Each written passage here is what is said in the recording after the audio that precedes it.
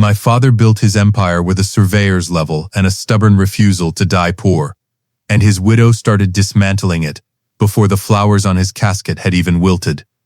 My name is Thomas Livingston. I'm 35 years old. I live in Phoenix, Arizona, and for most of my adult life, I believed that family was something sacred, something that didn't need a contract, something you could trust.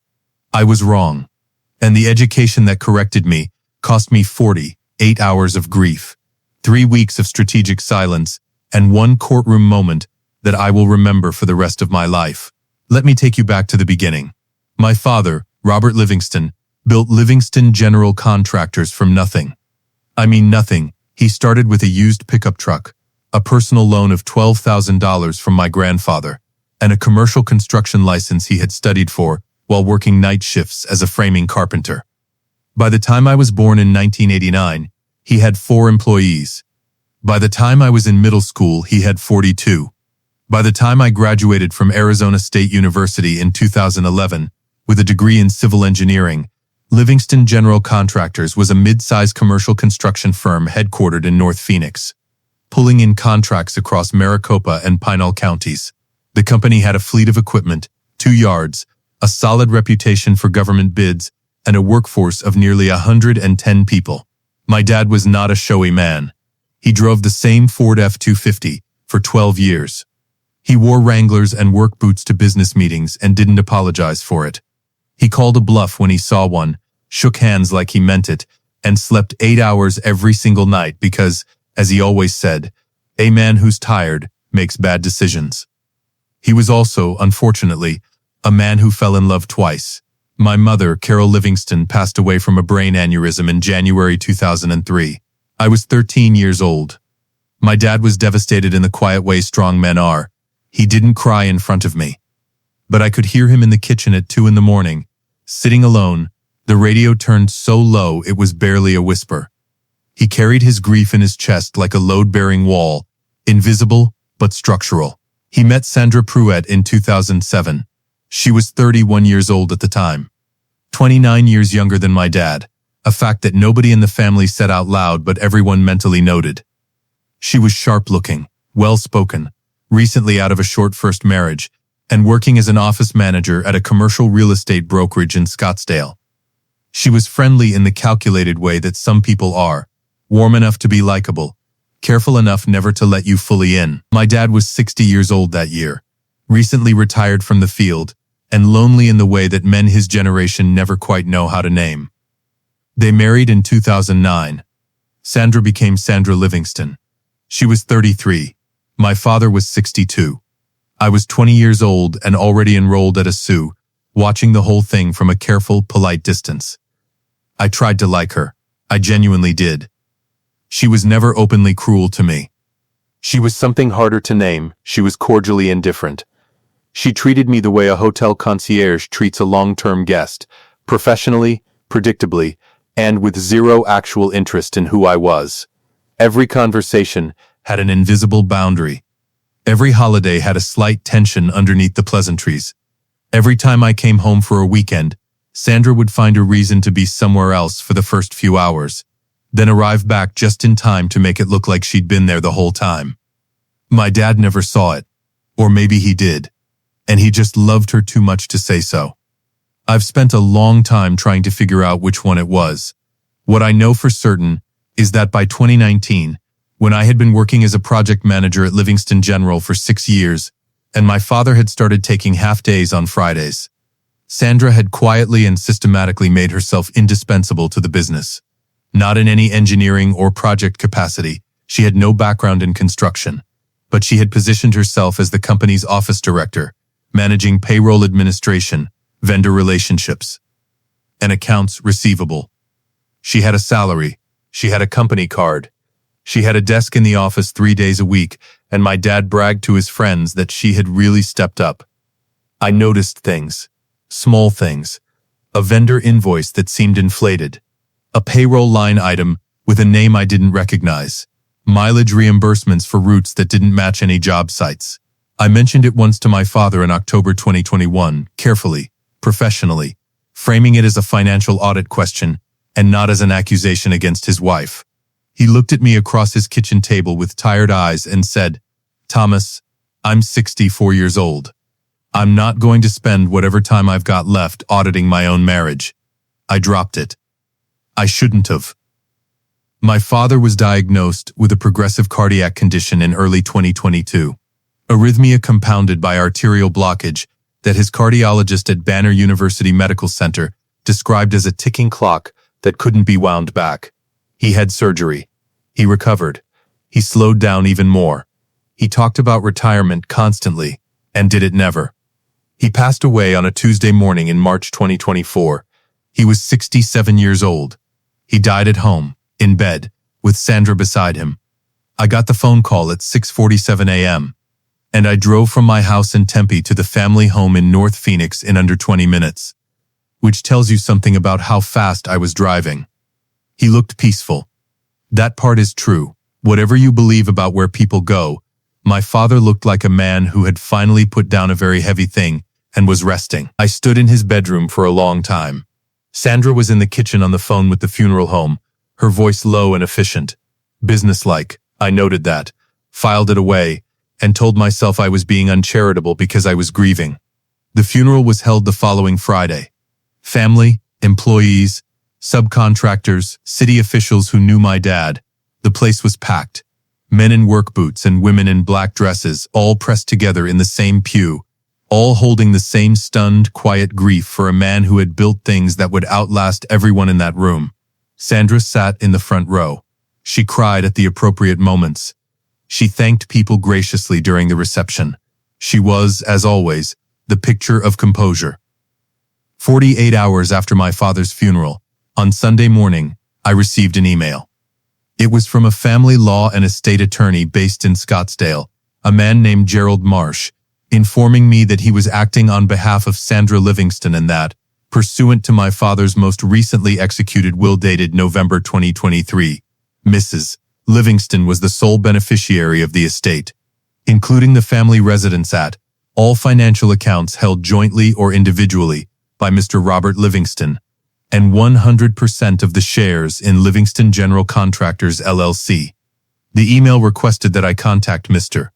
Marsh's office within 5 business days to discuss the orderly transition of any items of personal property I wish to retrieve from the family residence. In other words, your father is buried. Get your stuff and get out. I sat at my kitchen table in Tempe and read that email 4 times. I want to tell you that I got angry. A part of me did, a hot electrical flash of it that lasted about 30 seconds. But then something else happened. Something colder and more deliberate settled into my chest. And I recognized it immediately because I had felt it before, on job sites. When a subcontractor tried to cut corners on a structural detail, and I had to decide in the next 15 seconds how I was going to handle it. I felt the anger go quiet. I felt my brain shift into gear. I didn't know it yet. But my father had prepared me for exactly this moment, in a way Sandra never anticipated. I poured a cup of coffee. I sat back down. And I called my attorney. His name is Kevin Mercer. He's 49 years old, a business and estate litigation attorney based in downtown Phoenix, with 23 years of experience and a reputation that most people in commercial construction in the Valley are aware of if they've been around long enough. Kevin and my father had worked together for over a decade on everything from corporate structuring to contractor disputes. Kevin had also, as it happened, drafted and overseen the execution of my father's will. Not the November 2023 will that Gerald Marsh was referencing. A different one. Kevin picked up on the second ring. "Thomas, I was expecting your call. Are you okay?" "I'm functional. Tell me what you know about a will dated November 2023. A pause. A long one. "Thomas, before you do anything, I need you to come into the office tomorrow morning. There are things I need to show you in person." I didn't push him. I didn't sleep much that night either.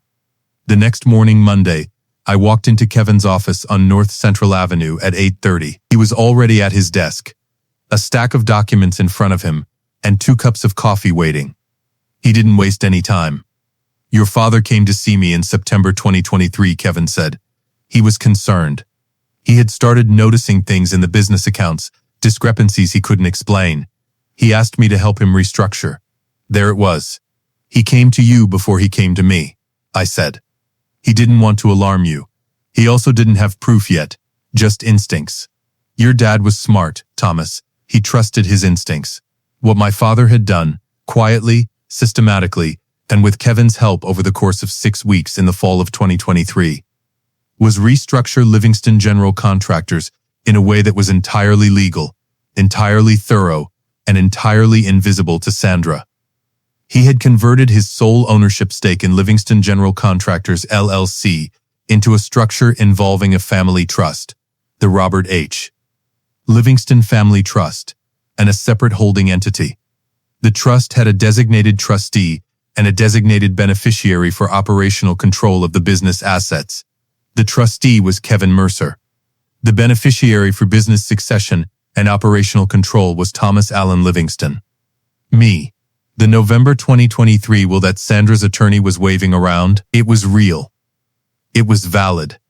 It had been executed by my father, and it left Sandra the family residence, the personal financial accounts which were substantial, and 100% of something called Livingston General Contractors LLC, which, as of the trust restructuring completed in October 2023, held no assets, no equipment, no contracts, no employees, no receivables, no real property. The LLC was a clean, empty shell. Everything of actual value, the equipment fleet, the 2 yards, the active contracts, the company's operational accounts, the goodwill, the licenses, the workforce, had been legally transferred into the holding entity controlled by the trust 2 months before my father wrote that will. Sandra's attorney had sent me an email informing me I had 5 business days to collect my personal belongings.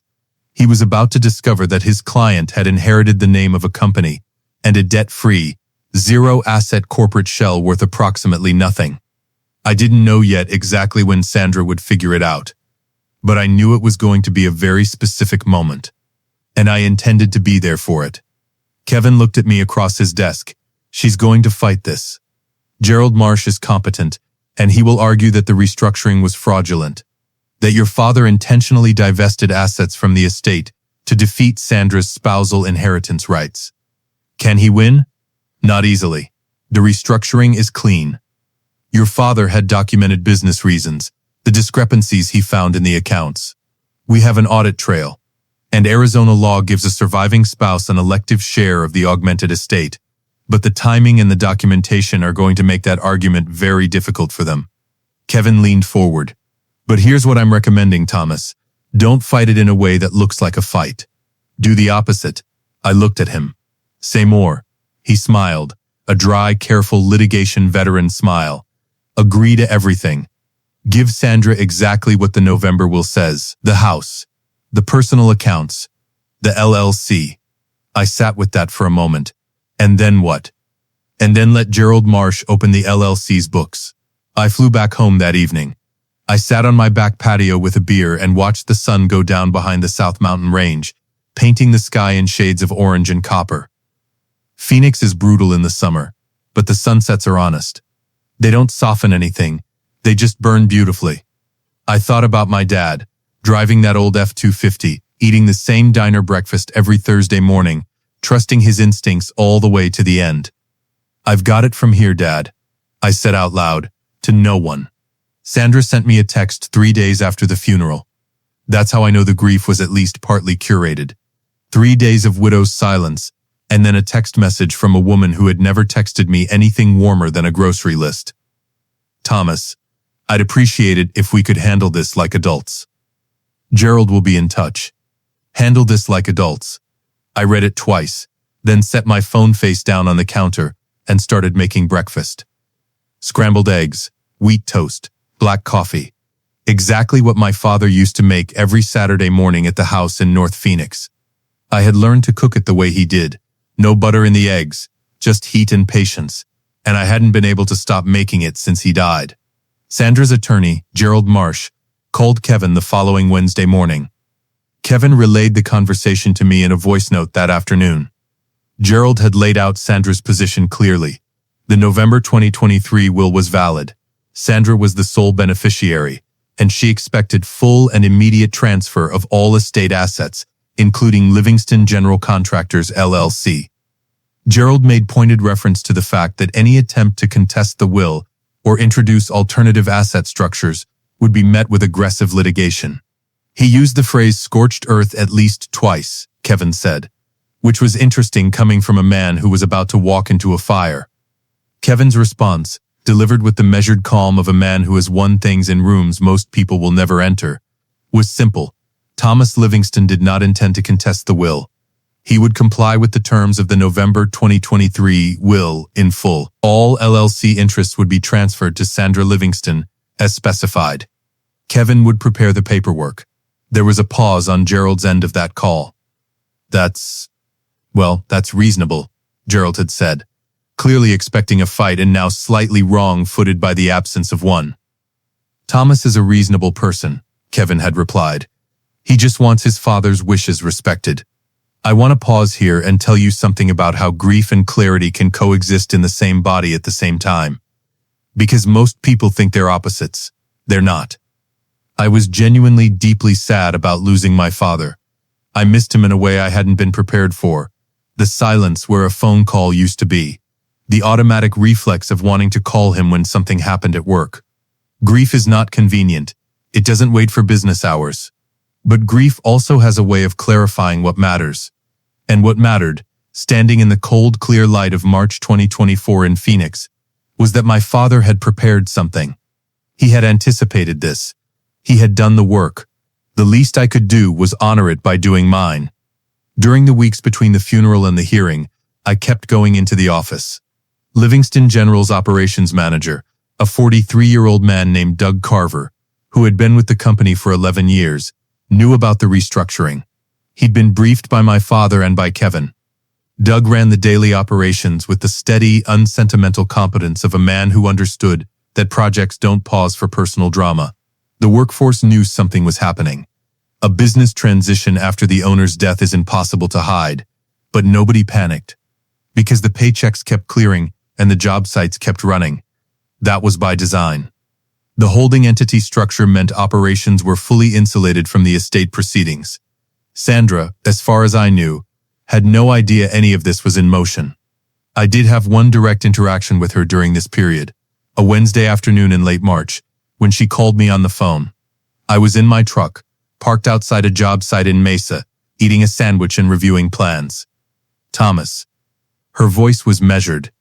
Friendly, even, the hotel concierge voice, turned up a few degrees. Sandra. I just want you to know I don't want this to be adversarial. Your father loved you. I know that. I'd like us to be able to move forward with some level of mutual respect. Mutual respect. The woman who had emailed me 48 hours after the funeral through an attorney. I think that's a reasonable goal, I said, matching her tone exactly.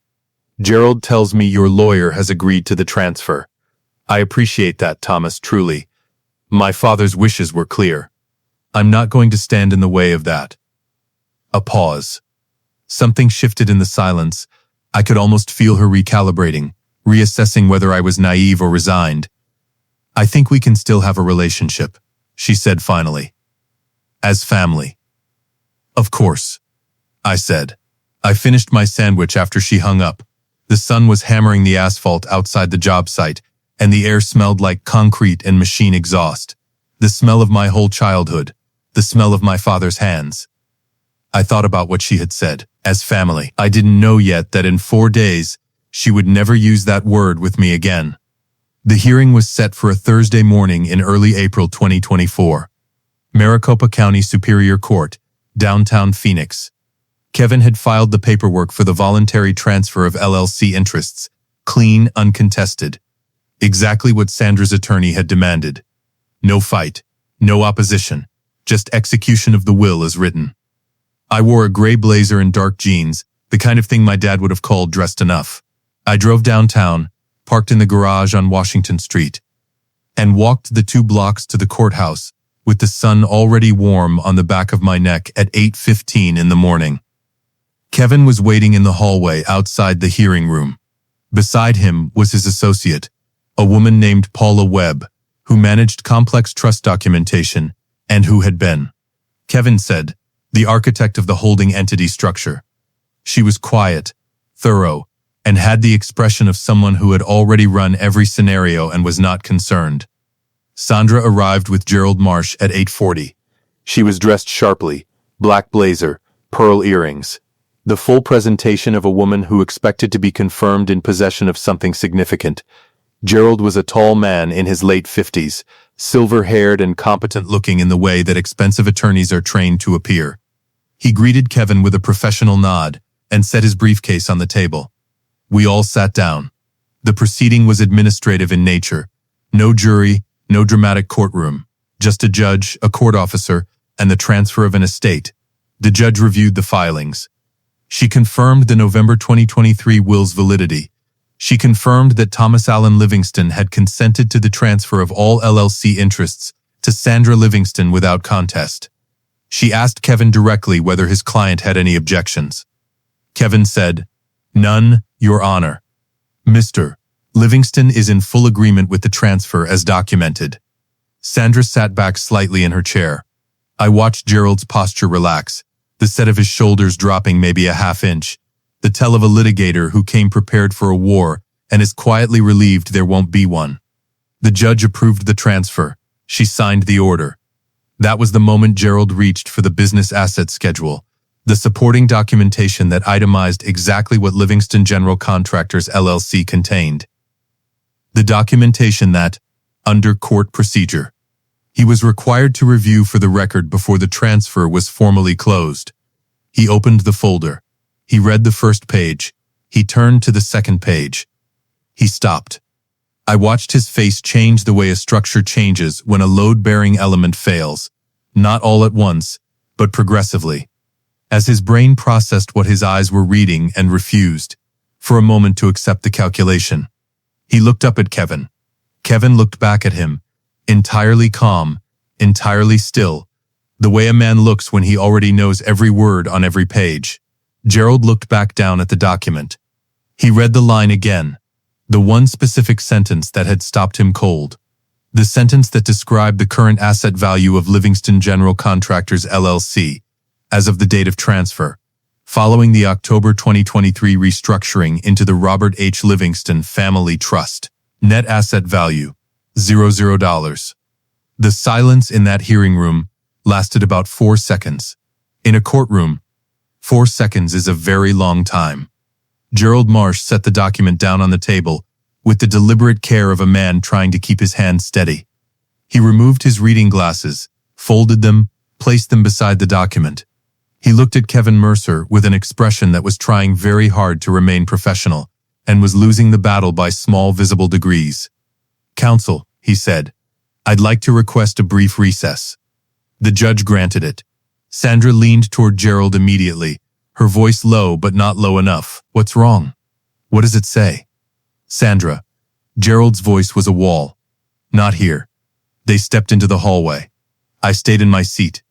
Kevin poured himself a glass of water from the pitcher on the table, unhurried, and slid one across to me.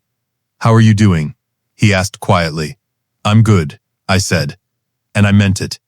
Through the glass panel beside the hearing room door, I could see Sandra's face changing.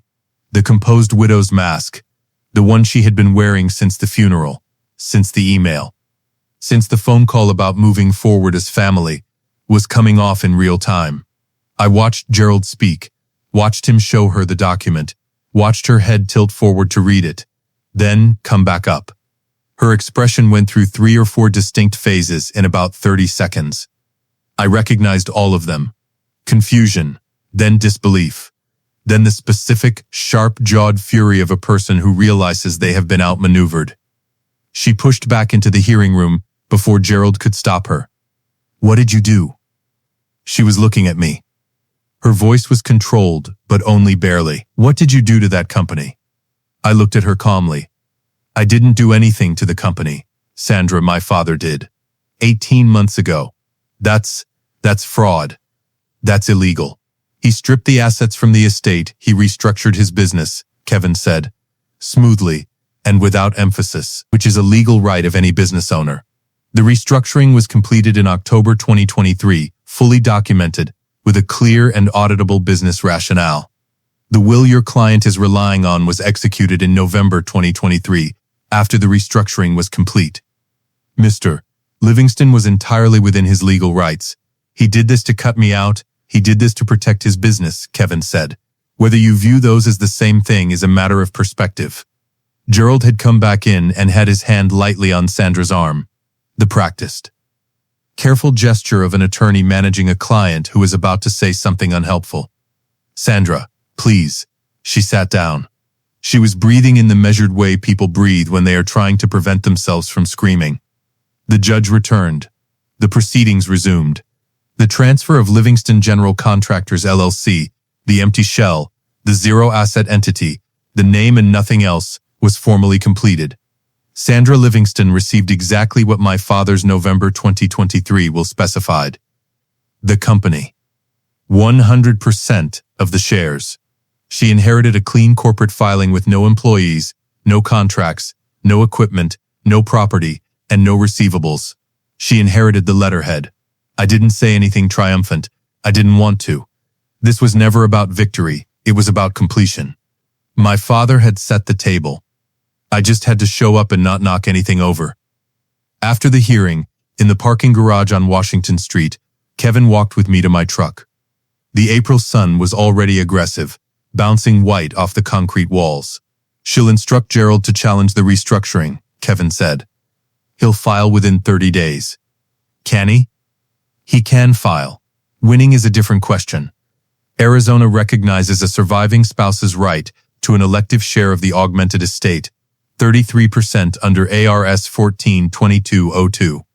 But the augmented estate calculation under Arizona law has to account for the fair market value of assets transferred within 2 years, and the documented business rationale we have on the restructuring is going to make the fraudulent transfer argument very hard to sustain. We have the discrepancy records your father compiled. We have the vendor audit. We have a clear paper trail. I nodded. What does she actually end up with if they pursue the elective share? Realistically, the family residence, which is fully paid off, worth approximately $1. $1 million in today's Phoenix market. The personal financial accounts Robert held, which totals somewhere in the range of $400,000 after estate costs. A legitimate claim to a portion of the marital portion of business goodwill, which will argue down hard. She ends up comfortable, Thomas. She's not destitute. I'm not trying to destroy her, I said. I just wasn't going to let her take what 110 people depend on. Kevin nodded slowly. Your father said almost exactly the same words to me when he came in that September. I sat with that for a second. He had been watching the same thing I was watching. The slow, systematic positioning, the accounts, the cordial indifference, the patient accumulation of proximity to something valuable. He had just been quieter about it than I would have been, and more methodical, and more thorough. He had done what he always did. He had built something to last. If you've made it this far, do us one quick favor. Subscribe. A lot of people watch without ever doing it, but it costs you nothing and means everything to us. Thank you. Over the following weeks, Gerald filed the elective share claim, exactly as Kevin had predicted. The litigation was real. Months of depositions, document productions, financial forensics. Sandra hired a forensic accountant. We hired a better one. What the forensic accounting revealed, once Sandra's team had gone digging in the hope of finding grounds to challenge the restructuring, was not what they were looking for. It was something much worse for her. The same vendor invoices I had flagged to my father in October 2021. The ones that had led him, quietly to compile his own documentation, became relevant in the discovery process. A pattern emerged across 14 months of company records, inflated vendor invoices from a sole proprietorship that had no verifiable physical address. The payments from which traced back, through a single-member LLC registered in Nevada, to an account with Sandra Livingston as signatory. $263,000 over 14 months. Kevin didn't bring it to Gerald as a threat. He filed it with the court as part of the elective share proceeding, as relevant financial history affecting the augmented estate calculation. Specifically, as a reduction to the estate value traceable to transfers the court might choose to characterize as misconduct. Gerald Marsh withdrew from the case 11 days later. He cited a conflict of interest in his withdrawal filing, which is the polite legal language for, "I am not going to be in the room when this gets worse." Sandra retained a new attorney, a younger woman named Beth Coulter, out of Tempe. Beth was sharp, and she understood immediately that her client's negotiating position had collapsed. Within 3 weeks, Beth called Kevin with a settlement proposal. Sandra would drop all elective share claims. She would accept the family residence and the personal accounts. She would sign a full release of any interest in the holding entity, the trust, and the operations of Livingston General Contractors. In exchange, the financial misconduct documentation would be treated as settled and not referred to the Maricopa County Attorney's office. Kevin brought it to me on a Tuesday evening. We sat in his office with the city lights coming on outside the windows and the traffic on Central Avenue thinning out below us. "It's a clean resolution," Kevin said. "She walks away with assets. You walk away without a criminal referral process that could take years. Does she deserve that?" I asked. Kevin looked at me steadily. "Deserve is a theological question, Thomas. I'm a lawyer. What I can tell you is that this settlement protects the company, protects the employees, and closes this chapter cleanly. Your father didn't structure this to punish Sandra. He structured it to protect the business." He was right. And I knew it. I signed the settlement agreement on a Wednesday morning in May 2024, 14 weeks after my father's funeral. 11 weeks after a lawyer had sat in a Maricopa County courtroom and read a single line that changed every assumption he had walked in with. I drove out to the North Phoenix job site after I signed, a commercial warehouse project in the Deer Valley area that Doug Carver had been managing through all of it, the concrete already poured and the steel going up on schedule, because that is what this company does. I parked the truck and walked the perimeter. The steel workers were running beams 40 feet up. The sun was doing that particular Phoenix thing where it turns the whole horizon into hammered copper in the late afternoon. I called Doug on the radio. "How's the pour looking?" "Clean," Doug said. "North elevation is exactly where we want it." "Good," I said. "Keep it rolling." I stood there for a while, listening to the machinery and the metal and the ordinary, irreplaceable sound of something being built. My father had stood on 100 job sites exactly like this one. Different cities. Different decades. The same sound. The sound of something that lasts. I didn't need the moment to be cinematic. It was already everything.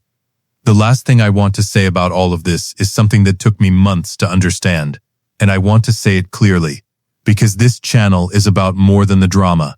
It's about what the drama teaches. My father was 67 years old when he died. In the last 18 months of his life, while managing a cardiac condition, while slowing down, while grieving in his quiet way, he had the clarity and the discipline to document, restructure, consult his attorney, and protect a business that 110 families depended on. He didn't do it out of rage. He didn't do it for revenge. He did it because he was a builder, and builders think about what happens after they're gone. I had spent years being careful not to be adversarial, careful not to create conflict in my father's marriage, careful to be the cooperative adult stepchild who didn't make things difficult. And I understand why. I wanted to protect my relationship with my dad. But that careful neutrality had also allowed a situation to develop, financially, relationally, structurally, that required emergency intervention. The lesson I carry from this is not that you should be suspicious of everyone who marries into your family. The lesson is that love and due diligence are not opposites. You can love a person and still read the contract. You can respect a relationship and still verify the accounts. You can be loyal to your family and still know exactly what you own and what the paperwork says. My father knew, just acted on that knowledge a little later than ideal, and when he did, he was thorough. He was careful. And he left me with something I could work with. That's the inheritance that actually mattered. The business is operating, the employees are working, the projects are on schedule, and every single morning, I make scrambled eggs, wheat toast, and black coffee. No butter. Just heat and patience. That's how you build something that lasts. Join our community by hitting that like button and subscribing for more family-centered accounts like this.